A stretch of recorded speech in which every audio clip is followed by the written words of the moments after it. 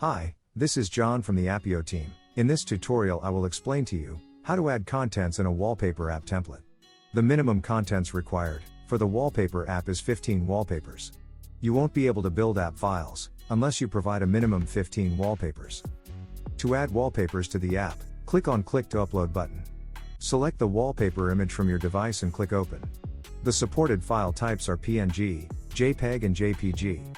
Repeat this process for as many wallpapers as you want. If you want to upload multiple wallpapers at a time, use this Browse button. Select multiple images and click Open. It is recommended to use wallpapers with portrait size, meaning vertical images. You can rearrange the wallpapers using this button.